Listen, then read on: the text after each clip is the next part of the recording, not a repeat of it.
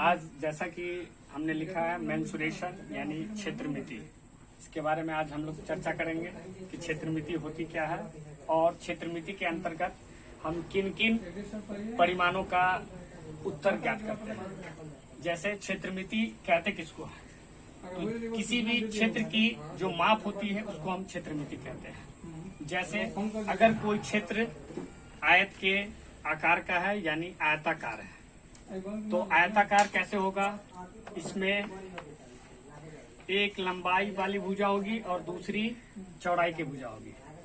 तो लंबाई वाली भुजा जो होगी वो ये होगी लंबाई और ये होगी चौड़ाई,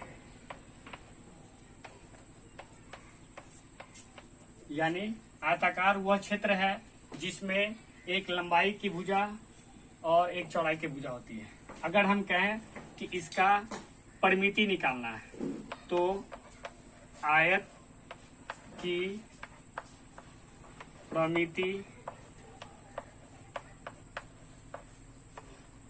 बराबर 2 गुने लंबाई जोड़ चौड़ाई है, और आयत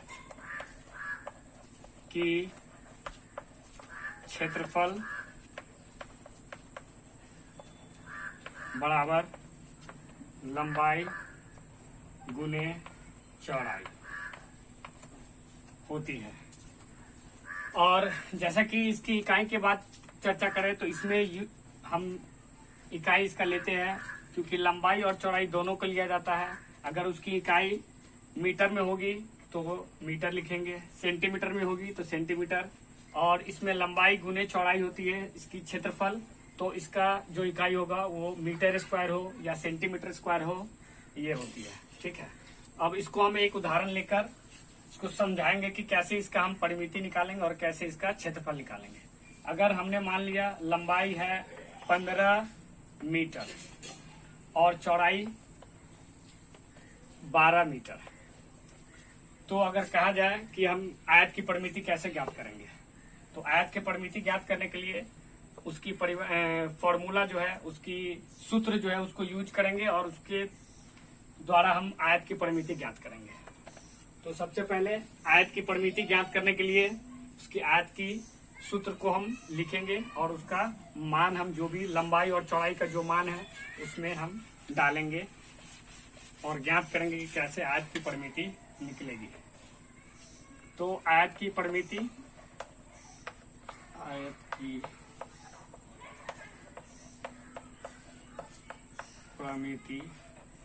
बराबर 2 गुने लंबाई जोड़ चौड़ाई।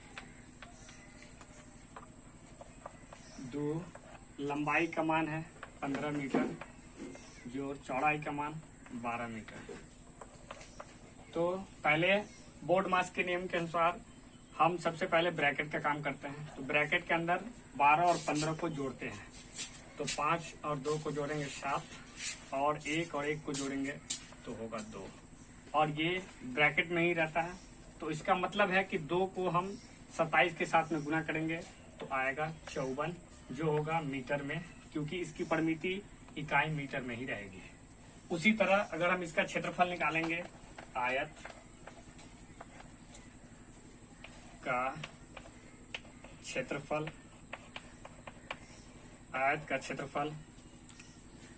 क्षेत्रफल निकालेंगे, तो आयत का क्षेत्रफल निकालने के लिए जो इसकी सूत्र होती है उसका उपयोग करेंगे।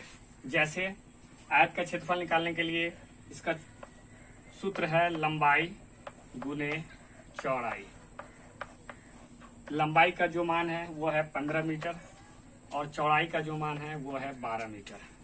अब ये दोनों में है, गुना करते हैं और गुना करने के बाद इसकी जो मान आती है वो है 180 मीटर स्क्वायर।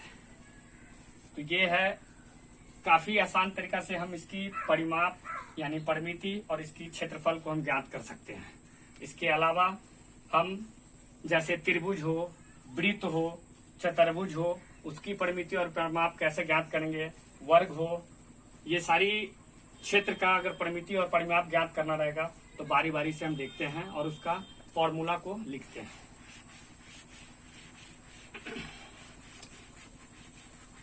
जैसे अगर कोई क्षेत्र वर्गाकार हो, वर्गाकार का मतलब होता है जिसकी चारों भुजाएं एक आकार की हो, समान आकार की हो। अगर हम P, Q, R और S एक वर्गाकार क्षेत्र लेते हैं, कैसा क्षेत्र है? वर्गाकार। और ये वर्गाकार है, इसका मतलब होता है, वर्गाकार मतलब है चारों भुजाएं इसकी समान होगी। चारों भुजाएं यानी चारों साइड जो होगी इसकी वो आपस में समान है, आपस में समान होगी, जैसा हम जानते हैं समान होगी। अगर हम इसकी एक भुजा की मान लेते हैं 20 मीटर, तो वर्गाकार में चारों भुजाएं समान होती है, तो इसकी सभी भुजाएं 20 मीटर की होगी और ये सभी भुजाएं आपस में समान है। तो वर्गाकार क्षेत्र का अगर हम परिमाप निकालेंगे यानी वर्ग की परिमाप ज्ञात करना हो, परिमाप को ही परिमिति कहते हैं। अगर इसकी परिमाप निकालनी हो तो 4 गुने भुजा लिखते हैं, 4 गुने भुजा। अब ये 4 गुने भुजा क्यों लिखते हैं? क्योंकि वर्गाकार क्षेत्र की सभी भुजाएं आपस में समान होती है, तो एक भुजाओं का मान लिख के उसमें अगर 4 से हम गुना करेंगे तो 4 गुने भुजा, भुजा का मान 20 है, तो इसका जो परिमाप आएगा वो हो जाएगा 20 गुने 4 करेंगे तो 80 मीटर की प्राप्त होगी। ठीक है। अब यहाँ देखने वाली ये बात है कि जितनी भी इकाई है, अगर हम इकाई को नहीं लिखते हैं तो एग्जाम वगैरह में हमारी नंबर को काटा जाता है, क्योंकि अगर उसकी इकाई नहीं डालेंगे तो हमें पता कैसे चलेगी कि ये मीटर में है, सेंटीमीटर में है या फिर किलोमीटर में है। इसलिए अगर किसी भी चीज की परिमाप हो या क्षेत्रफल ज्ञात करेंगे तो इकाई जरूर लिखें, इकाई मतलब यूनिट जरूर लिखें। इसी प्रकार अगर हम इसका क्षेत्रफल ज्ञात करना चाहेंगे तो क्षेत्रफल का सबसे पहले उसका सूत्र लिखते हैं और तब उसको आगे सॉल्व करते हैं। किसका सूत्र यानी फॉर्मूला क्या होता है? वर्गाकार आकार का क्षेत्र का हम बता रहे हैं कि वर्ग का क्षेत्रफल ये होता है बराबर भुजा स्क्वायर, ये भुजा का स्क्वायर होता है। अब हमारी भुजा है 20 मीटर की, तो हम 20 का स्क्वायर करेंगे। अब ये 20 का स्क्वायर करेंगे तो 20 के स्क्वायर का मतलब होता है कि 20 गुने 20। अगर हम 20 गुने 20 करते हैं तो हमें पाते हैं 400। तो इसकी जो भुजा स्क्वायर यानी क्षेत्रफल आएगी वो 400, और ये इकाई इसकी मीटर में है, इसलिए इसको लिखेंगे 400 मीटर स्क्वायर। ये हमारी आंसर है। तो जैसा कि हम लोग जाने हैं कि आयत और वर्ग के बारे में, इसी प्रकार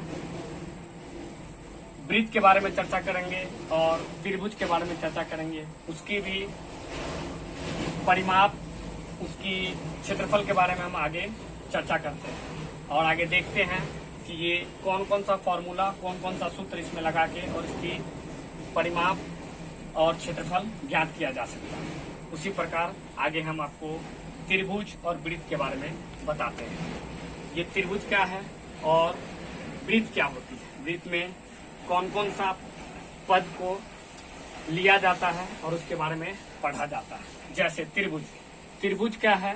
त्रिभुज 3 भुजाओं से घिरी हुई क्षेत्र है, यानी इसमें 3 भुजाओं का संगम है और ये 3 कोण भी होता है और इसमें तीनों कोण और 3 शीर्ष और 3 भुजा इससे मिलकर बनी होती है त्रिभुज। अगर हम त्रिभुज की एक भुजा की बात करेंगे और दूसरी भुजा और तीसरी भुजा, तो ये आपस में समान भी होती है, जिसे हम कहते हैं समबाहु त्रिभुज। क्या कहते हैं?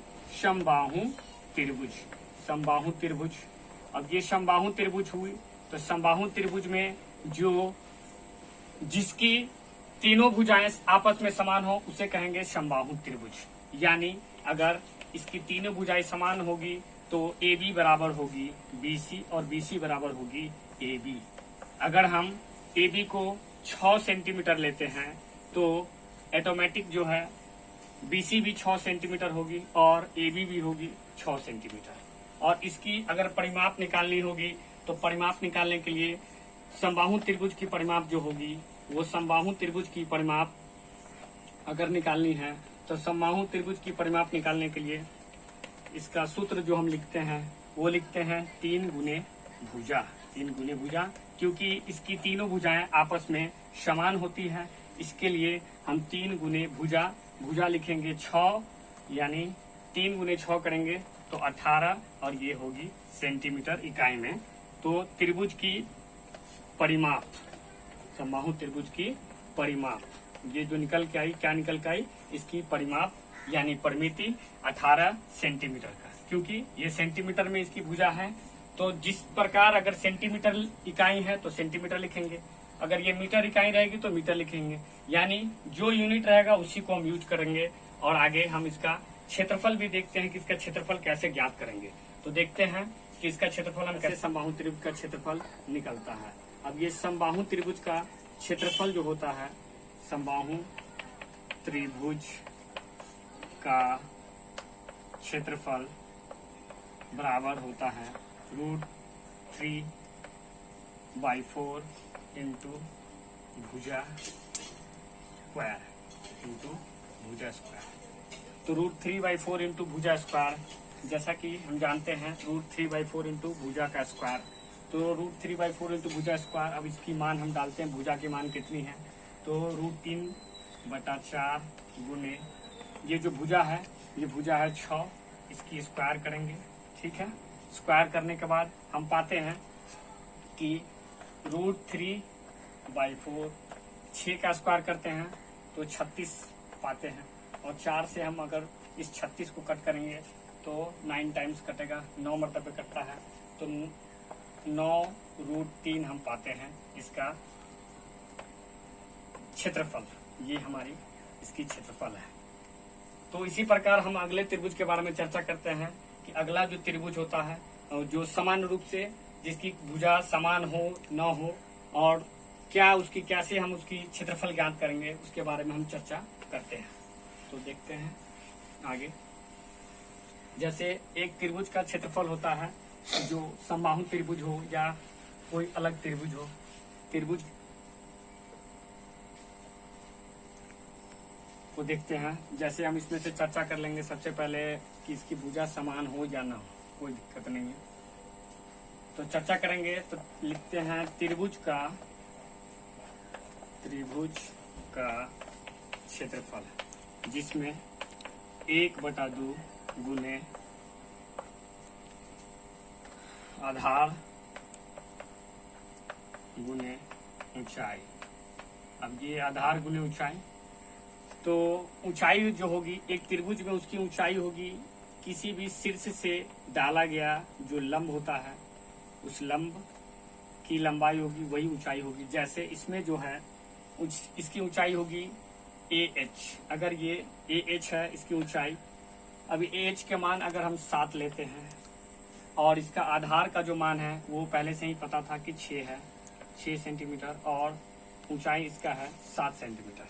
तो 1/2 गुने आधार 6 गुने उसकी ऊंचाई 7, तो 2 से 6 को काटते हैं 3 मरतबे और गुना करते हैं 3 गुने 7 तो 21, और ये सेंटीमीटर में है तो सेंटीमीटर स्क्वायर है, ठीक है। इसके बाद और भी त्रिभुज है तो उसकी चर्चा हम बाद वाले क्लास में करेंगे। हम देखते हैं कि अगला जो है टॉपिक वो वृत्त को हम कैसे बताएंगे और उसके बारे में कैसे जानकारी लेंगे कि वृत्त होती क्या है, वृत्त में कौन कौन सा पद है, इसको हम कैसे डिफाइन करेंगे, कैसे हम सीखेंगे कि वृत्त कैसे समझेंगे कि वृत्त की व्यास क्या है, वृत्त की त्रिज्या किसे कहते हैं, वृत्त की त्रिज्या किसे कहते हैं, और वृत्त का व्यास क्या होता है। तो देखते हैं वृत्त क्या है। ये वृत्त जो है वो उसकी जो कोण होती है वो पूरी 360 डिग्री की होती है, और इसके बीचों बीच इसका केंद्र होता है जिसे हम O से डिनोट करते हैं और O से सूचित करते हैं। इसमें जो केंद्र से होकर जो रेखा गुजरती है उसे हम व्यास कहते हैं। जैसे ए बी रेखा जो होगी इसकी व्यास होगी, जिसे इंग्लिश में डायमीटर कहते हैं। ओबी जो होगी, ओबी ये होगी त्रिज्या, ये त्रिज्या होगी जिसे इंग्लिश में रेडियस कहते हैं। और ये व्यास बराबर जो होती है इसकी सूत्र 2 गुने त्रिज्या होती है, 2 गुने त्रिज्या। और त्रिज्या बराबर जो इसकी सूत्र निकल के आएगी वो होगी कि व्यास का आधा। यानी किसी भी वृत्त के अगर व्यास ज्ञात हो तो उसकी त्रिज्या निकालने के लिए उसकी व्यास को आधा करेंगे तो उसकी त्रिज्या निकल के आ जाएगी। ये हो गई वृत्त का व्यास और त्रिज्या। अब उसकी परिधि क्या होती है? तो परिधि होती है जो जिस लाइन यानी रेखा से वो क्षेत्र घिरी रहती है, वृत्ताकार क्षेत्र घिरी रहती है, उसी की माप को हम कहते हैं परिधि। जैसे वृत्त की परिधि, अब वृत्त की परिधि यानी सरकमफ्रेंस ऑफ सर्किल होता है 2 पाई आर। आर जो होती है उसे हम त्रिज्या से डिनोट करते हैं, आर को त्रिज्या कहते हैं। और व्यास को डायमीटर यानी स्मॉल डी कहते हैं, 2 पाई आर। और इसका क्षेत्रफल जो होता है वो वृत्त का क्षेत्रफल जो होगा वो होगी पाई आर स्क्वायर। तो हम एक त्रिज्या के मान लेकर उसकी व्यास सबसे पहले निकालेंगे, फिर परिधि और फिर उसका क्षेत्रफल। तो जैसे हम वृत्त की त्रिज्या अगर हमें मालूम है तो उसका व्यास कैसे निकालेंगे, कैसे उसका परिधि निकालेंगे और कैसे उसकी क्षेत्रफल ज्ञात करेंगे वो देखते हैं। अगर इसमें त्रिज्या r बराबर 3 सेंटीमीटर दिया हुआ है तो इसकी व्यास अगर कहेगी व्यास क्या होगी, अगर व्यास निकालनी होगी तो 2 गुने त्रिज्या जो फॉर्मूला से ज्ञात है हमें, 2 गुने त्रिज्या 3 है यानी 6 सेंटीमीटर इसकी व्यास होगी। जैसा कि हम वृत्त की परिधि ज्ञात कर रहे हैं और ये वृत्त की परिधि होती है 2 पाई आर, जहां आर यानी त्रिज्या हमें दी हुई है 3 सेंटीमीटर। तो पाई का मान हमें ज्ञात है कि पाई बराबर होता है 22/7 या 180 डिग्री या 3.14 होती है। तो यहाँ हम 2 गुने 22/7 और त्रिज्या का मान 3 रखते हैं। तो हम पाते हैं कि गुना करके और इसको भाग दे, नहीं तो भाग देके इसको गुना कर दे, तो इसको हम निकालेंगे। अब ये हमारी हो जाएगी, अगर इसको हम गुना करके भाग देते हैं तो जितना भी वैल्यू आएगी ये हमारी आंसर हो जाएगी, जिसे हम सेंटीमीटर लिखेंगे। क्या लिखेंगे? सेंटीमीटर में, क्योंकि ये सेंटीमीटर में ही रहेगी। अब इसको आप खुद से हल कर सकते हैं, कोई मुश्किल नहीं है इसको हल करने के लिए, ये आसान है। आप पहले भाग दे दो फिर गुना कर दो, या पहले गुना कर दो फिर भाग दे दो। इसको सेंटीमीटर इकाई लिखना बहुत जरूरी है। उसके बाद हम चर्चा करते हैं कि उसका क्षेत्रफल क्या होगा। क्षेत्रफल हम वृत्त की क्षेत्रफल हम कैसे हम देखेंगे, निकालते हैं, कैसे निकालना सीखते हैं हम कि वृत्त का क्षेत्रफल कैसे निकालेंगे। तो वृत्त का क्षेत्रफल होता है वृत्त का क्षेत्रफल। अब ये वृत्त का क्षेत्रफल होता है पाई आर स्क्वायर। क्या होता है? पाई आर स्क्वायर। तो पाई का मान होता है 22/7 और आर यानी त्रिज्या का मान हमें ज्ञात है 3 सेंटीमीटर। अब इसको स्क्वायर करेंगे तो 22/7 गुने 3 का स्क्वायर यानी 9 होगा। अब इसको गुना करके और इसका हम मान निकाल सकते हैं। तो इसका इकाई लिखना ना भूलिए, इकाई जरूर लिखें। जब भी हम किसी चीज का क्षेत्रफल निकालते हैं तो उसका क्षेत्रफल हम स्क्वायर में लिखते हैं, यानी वर्ग इकाई में लिखते हैं। ठीक है, अगर आपको ये हमारा क्लासेज अगर पसंद आता है तो प्लीज इसको शेयर करें, सब्सक्राइब करें और लाइक जरूर करें। Thank you.